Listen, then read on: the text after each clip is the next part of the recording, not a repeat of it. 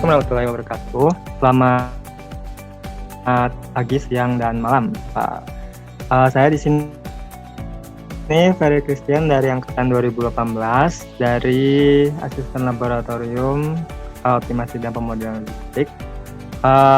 Pada LOPL berbagi ilmu kali ini saya akan membahas tentang integer programming. Langsung aja. Nah, buat integer programming itu ada 4 jenisnya. Yang pertama itu pure integer, mixed integer, binary integer, dan juga mixed binary integer. Tapi kali ini buat episode yang ini kita bakal bahas yang pure integer programming saja. Langsung ke contoh kasusnya. Buat yang pure integer programming, Mufaza akan membuat meja dan kursi yang merupakan usaha tekstilnya.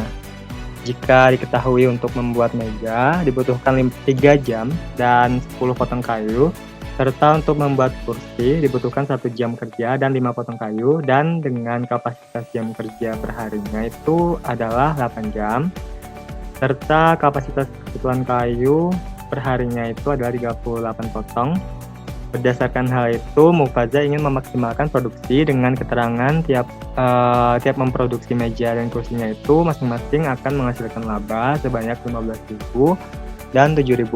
Tentukanlah berapa banyak meja dan kursi yang harus diproduksi untuk mendapatkan keuntungan maksimal. Jadi kita di sini pakai pure integer programming, yang mana untuk menentukan jumlah meja dan kursinya dalam bilangan bulat.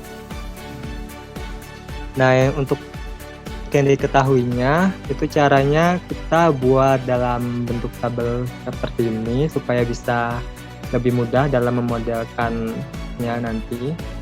Ini sama yang kayak di soal tadi, ada jam kerja, kebutuhan kayu, labanya untuk meja, kursi, dan juga kapasitasnya. Kemudian di sini yang ditanyakan itu keuntungan maksimal dari jumlah meja dan kursi yang harus ditentukan untuk produksi. Jadi berapa sih Mufaza yang harus memproduksi berapa supaya bisa dapat keuntungan maksimal. Nah, buat penyelesaiannya, yang pertama itu langkahnya itu memodelkan data yang diketahui menjadi model matematis. Pertama di sini ada asumsinya, yang X itu adalah jumlah meja yang diproduksi, dan Y itu jumlah kursi yang diproduksi. Kita lihat ke tabelnya di sini yang diketahui. Nah, buat fungsi maksimasi atau fungsi tujuannya itu dapat dilihat dari labanya. Kalau biaya bisa dilihat dari biayanya. Di sini berarti 15.000 X itu kan tadi meja, dan ditambah 7.000 Y. Y-nya itu untuk jumlah kursi yang akan diproduksi. Itu untuk fungsi tujuannya, yaitu memaksimalkan. Kemudian di sini ada 2 pembatas, ada jam kerja dan juga kebutuhan kayu. Di sini ada 3X plus Y kurang dari sama dengan 8, dan juga untuk fungsi pembatas kedua yang kebutuhan kayu itu 10X ditambah 5Y kurang dari sama dengan 38. Nah, buat maksimasi itu tandanya kurang dari sama dengan. Kalau minimasi baru tandanya lebih dari sama dengan. Kemudian di sini jangan lupa harus ada fungsi non negatif, yaitu X, Y lebih dari sama dengan 0. Kenapa kita perlu fungsi non negatif? Karena kalau nggak ada fungsi non negatif maka hasilnya itu bisa negatif. Jadi kita perlu fungsi non negatif ini supaya hasilnya nanti positif semua. Gak mungkin kan kita buat jumlah meja sama kursinya itu dalam bentuk bilangan negatif gitu. Lanjut ke untuk langkah yang kedua, itu penyelesaian secara grafik seperti di linear programming. Jadi kalau kalian udah pernah coba atau pernah dapat materi tentang linear programming, itu gampang sih, hampir sama kayak yang ini buat yang kejar. Yang pertama itu kita substitusikan nilai 0 pada tiap fungsi pembatas untuk mendapatkan koordinatnya. Tadi kan ada 2 ya fungsi pembatasnya, ada yang jam kerja 3X plus Y kurang dari sama dengan 8, dan juga fungsi pembatas kebutuhan kayu sebanyak 10Y 10x ditambah 5y kurang dari sama dengan 38. Nah, langkahnya itu kita asumsikan x sama dengan 0 dan juga y sama dengan 0. Kita langsung aja, soalnya di hitungannya udah bisa kalian lihat sendiri di sini. Kalau x-nya itu 0 untuk fungsi pembatas jam kerja, maka y-nya itu 8. Jadi koordinatnya itu 0,8. Kemudian kita asumsiin lagi, apabila y-nya itu 0, maka x-nya itu 8/2,67. Jadi koordinatnya itu 8/3,0 atau 2,67,0 gitu ya. Terus kita ke fungsi pembatas selanjutnya. Untuk kebutuhan kayu yaitu 10x ditambah 5y kurang dari sama dengan 38. Sama kayak tadi, kita asumsiin x-nya itu 0, maka y-nya itu 38/5 atau 7,6. Apabila y-nya itu 0, maka x-nya itu adalah 38/10 atau 19/5 atau 3,8. Jadi koordinatnya itu 3,8,0 untuk yang fungsi pembatas kebutuhan kayu. Setelah kita tahu koordinatnya, kita masukin ke grafik. Grafiknya bisa dilihat di samping kanan ini. Untuk langkah ketiga itu kita buat grafik ya, untuk menentukan daerah penyelesaiannya. Untuk yang oranye tadi untuk fungsi pembatas 1, untuk yang garis yang warna biru itu yang fungsi pembatas 2. Untuk yang warna ungu ini merupakan daerah arsiran atau daerah yang pertemuannya gitu. Terus di sini saya nggak cantumin fungsi non negatif di grafiknya, soalnya nanti warnanya bakal mix gitu, jadinya kurang bisa kelihatan. Tapi nanti hasilnya tetap di daerah positif, bukan di daerah negatif, karena kita pakai fungsi non negatif ini. Terus setelah kita masukin koordinatnya ke grafik, itu kita tentuin titik-titik yang berada di daerah arsiran. Di sini ada titik A, titik B, titik C, dan juga titik D. Untuk titik A di titik 0,0 ya, udah pasti. Terus untuk titik B itu 8/3,0, karena itu merupakan dari ini ya ini yang dari fungsi pembatas jam kerja yang koordinat 8/3 atau yang 2,67,0. Itu untuk perpotongan di sumbu X-nya. Itu untuk titik B. Kemudian untuk titik C, karena kita belum tahu, kita skip dulu. Kita cari tahu yang D dulu. Untuk yang D kita juga udah diketahui, itu dari fungsi pembatas 2 titiknya, yang memotong sumbu Y. Fungsi pembatas kedua yang memotong sumbu Y itu berarti 0,338/5 atau 38/5 itu 7,6. Jadi itu titik untuk titik D-nya. Nah, untuk titik C itu gimana caranya? Intinya di sini kan ada dua garis nih, garis yang berwarna oranye dan juga berwarna biru. Titik C bisa diketahui dengan cara mengeliminasi fungsi dari fungsi pembatas 1 dan fungsi pembatas 2, karena itu merupakan perpotongannya. Misal kalau ada 3, bentar ya, misal ada fungsi pembatas ketiga nih kayak gini. Terus titik-titiknya tuh ada di sini dan juga di sini. Berarti kita eliminasi dan substitusinya itu dari fungsi yang ini, yang garis oranye, karena dia memotong dan juga berada di daerah arsiran, dan juga fungsi pembatas ketiga yang baru ini. Seperti itu. Dan setelah itu ini ya hitungannya. Hitungannya di kiri bawah itu ada 3x plus y sama dengan 8, 10x plus 5y sama dengan 38. Nah, itu dieliminasi sama substitusi aja. Jadi ketemu hasilnya x-nya itu sebesar 2/5 atau 0,4, dan juga y-nya itu sebesar 34/5 2/5 atau 6,8. Jadi koordinatnya itu 2/5,34/5. Nah, setelah kita tahu titik-titik sudut dari A, B, C, D, titiknya itu kita masukin ke fungsi tujuannya. Fungsi tujuannya tadi apa? Fungsi tujuan itu yang ini. Z sama dengan 15.000 X dan juga ditambah 7.000 Y. Jadi untuk titik, kita coba yang titik B ya. Berarti kan 15.000 X plus 7.000 Y berarti 15.000 dikali 8/3 ditambah 7.000 dikali 0. Jadi hasilnya di sini 40.000. Hitung terus sampai kita tahu nilai Z-nya dari tiap titik sudutnya. Nah, di sini kita tahu untuk titik A itu 0, nilai Z-nya, titik B itu 40.000, nilai Z-nya, titik C itu 53.600, titik D-nya 53.200. Karena kita masing-masing, kita pilih yang paling besar, yaitu titik C, dengan nilai Z-nya 53.600. Nah, ini sebenarnya bisa dikatakan sebagai subproblem 1.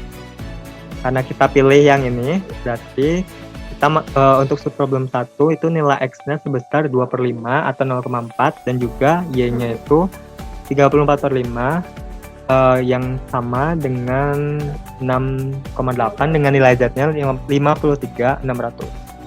Setelah itu kita cabangin. Nah, kenapa cabangin? Karena ini sebenarnya kita pakai metode branch and bound untuk menyelesaikan permasalahannya.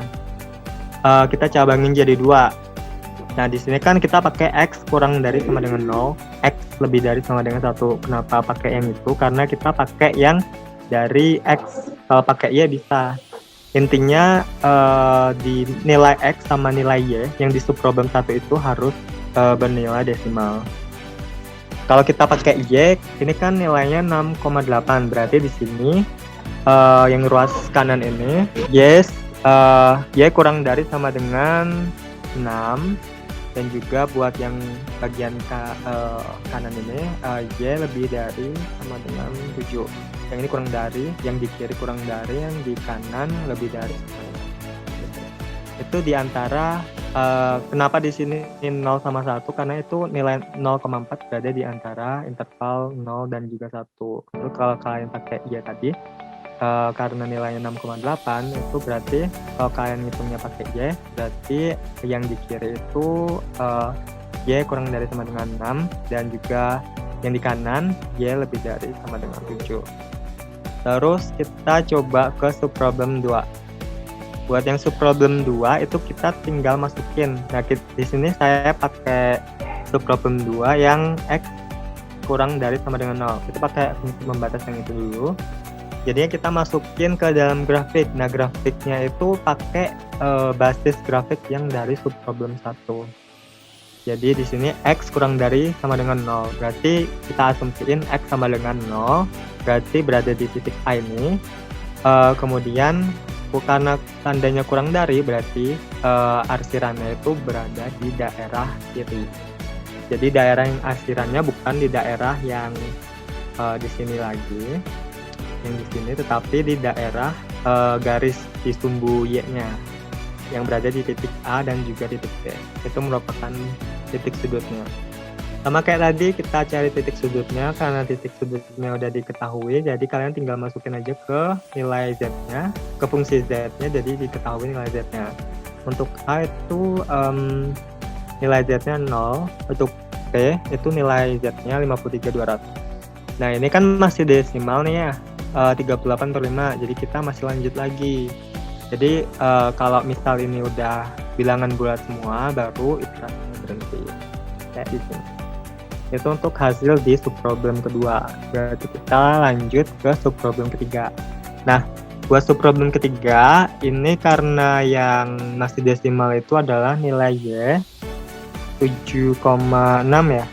Berarti di bagian kiri ya.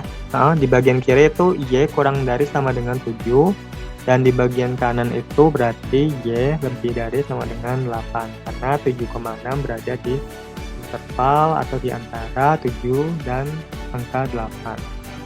kita lanjut ke subproblem ketiga, sama kayak tadi masukin ke pembatas yang Y kurang dari sama dengan 7, itu masukin ke grafiknya. Basis grafiknya yang dipakai itu adalah subproblem 2. Jadi misal kalau ini kan buat subproblem ketiga, jadi misal kalau subproblem keempat yang sampingnya ini, itu juga pakai subproblem 2, bukan yang dari subproblem 3 atau yang subproblem 1 gitu.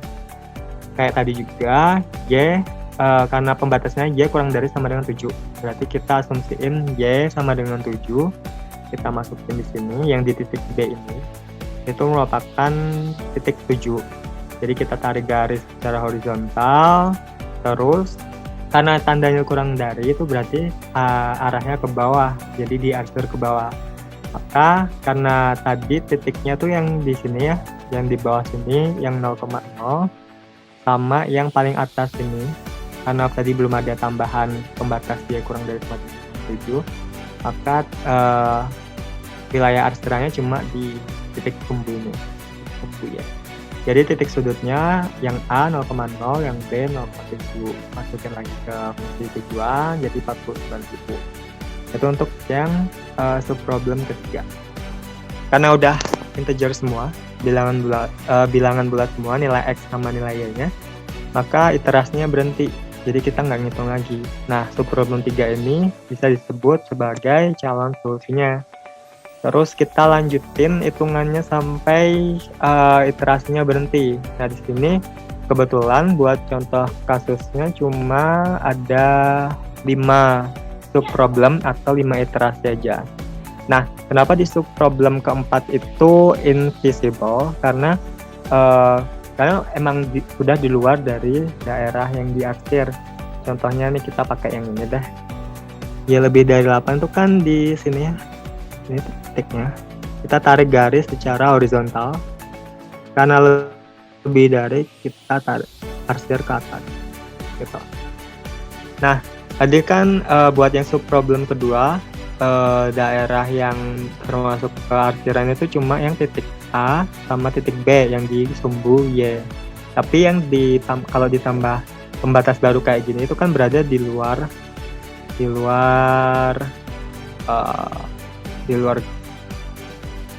daerah gitu.